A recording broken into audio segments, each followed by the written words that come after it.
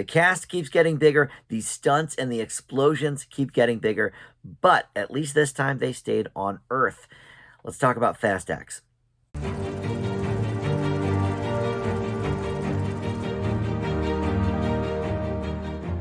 Hey guys, Dan here. This is Dan Reviews It. Welcome to my spoiler-free review for the latest in the Fast and Furious mega popular franchise. Fast X is the name of the latest one. This is technically the 11th movie in the franchise, if you count that spin-off Hobbs and Shaw, which was horrible from a few years ago.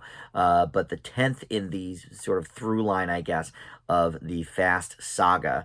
And this is not only is it not the last movie, but it's not even a complete movie. This is sort of part one in the final installment, which is, I'm not sure if it's 2 movies or 3 movies in the final installment. I've heard varying reports on that, but in any event, it's far from the end. We could have seen that coming. But before I launch into too many specifics here about this movie, I do want to welcome you into Dan Reviews It. Thank you for finding this video. I post movie and TV reviews here all the time on the channel, and please consider subscribing down below. Would love to have you aboard in that capacity, or if not, just go ahead and like this video. Just that simple action helps the channel out immensely. So, all right, boy, I've reviewed at one point or another, I think almost every movie in this franchise. I don't know if I ever did a video on Hobbs and Shaw, maybe not 8, which is, I think, the worst one in the series. But for a while, I was doing this podcast with my buddies called Film Fanatics. And when one of them came out, I want to say maybe number 7, I did a whole big video on, with that group of friends for all of the movies. And we graded all of them and whatever. But I think the franchise has gone significantly downhill the last few movies.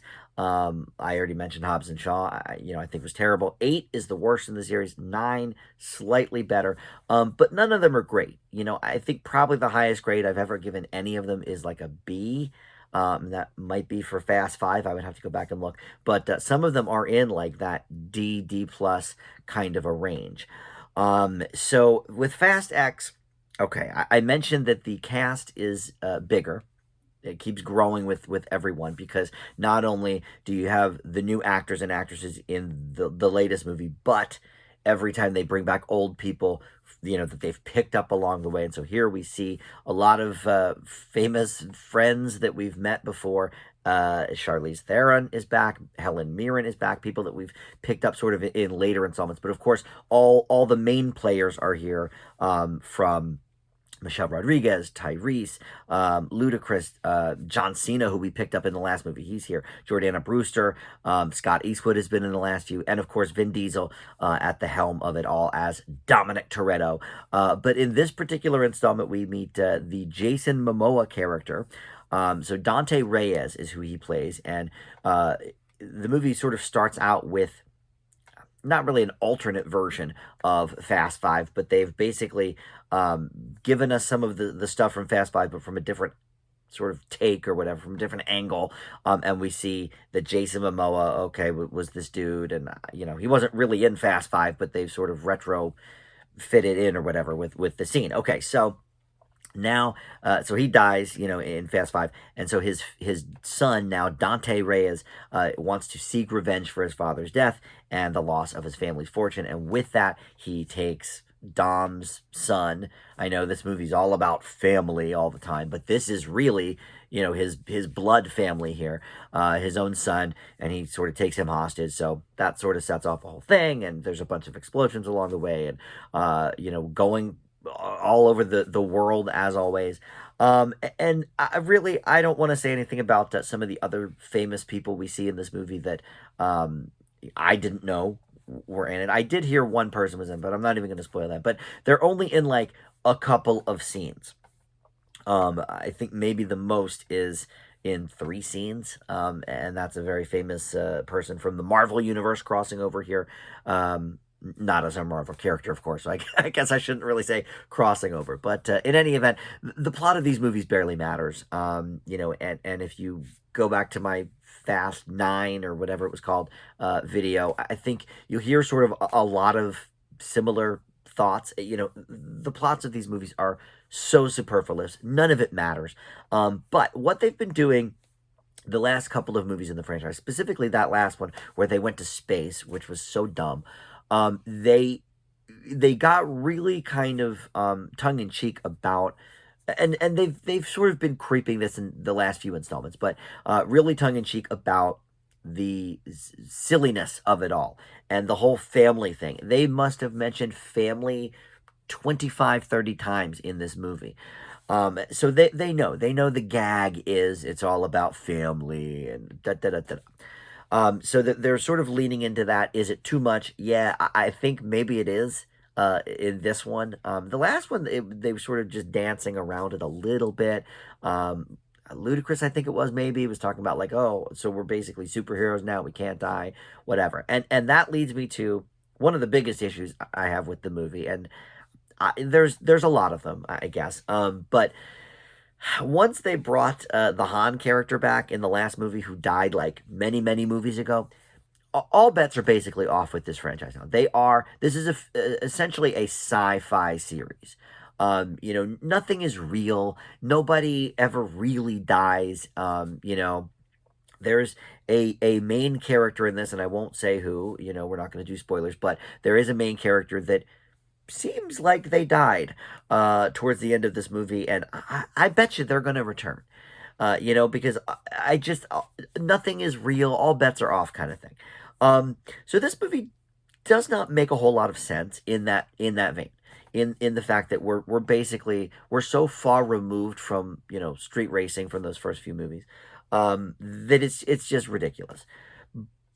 But here's the thing: this film franchise, and I said it, I think in my last one too, for the ninth one, this film franchise, I think, knows its audience better than almost any franchise out there. I think the John Wick series does too. But they know what the audience wants, and they give it to them in spades every single time. And there is something to be said for that. Look, am I an uber fan of this series? Of course I'm not. I've already said that the highest grade I've ever given any of them is like in the B range. And it, goes down from there. But I have to say, and look, some of the explosions are just there's so many ridiculous things that happen in this movie. And there is some bad CGI too in some of the scenes. I don't, this movie, I feel like had to have cost so much money. How is there CGI that looks that bad? There's one particular scene involving a getaway. I mean, there's so many getaway scenes, but anyway, it looked so beyond fake. But look, there is something to be said for knowing what your audience wants and giving it to them every single time. If you ask a super fan of this series, how'd you like Fast X? They will say, oh my God, it was so great, best movie of the year, whatever. It's not, in a realistic, objective viewpoint, it's not. It's, I would say, in a very, very average movie. And the Jason Momoa character, that's one of my bigger negatives here with this particular installment. He's so ridiculous. I know we're leaning a little bit into the campiness with some of the meta humor and stuff in the last couple installments, but I mean, he makes a Bond villain look sane. He's just so cartoonish, so outlandish, so over the top, and he's playing into a little bit of sort of having fun with like the stereotypical machismo fan of this movie, or just sort of the macho nature of the movie. Even the women are just sort of balls to the wall kind of characters. He's having a little bit of fun with that. And I like Jason Momoa. He seems to have fun with whatever he's doing. But I just, it was even for this series, it was a little cartoonish. So that was definitely not my favorite part. And, there's a random scene with a very famous celebrity cameo where there's a couple people tripping on shrooms. And they're brownies or whatever it was. And it was just so stupid. And so there's a lot of problems. But look, it's an improvement off the last one. They didn't go to space. It wasn't that ridiculous. It's still very, very ridiculous and off the wall. This movie gives the people what it wants, and so for that, I have to at least grade it in the average kind of camp. So I will leave Fast X with a C plus. I'm gonna give it that plus because I think I gave 9 a C, and this is better than that.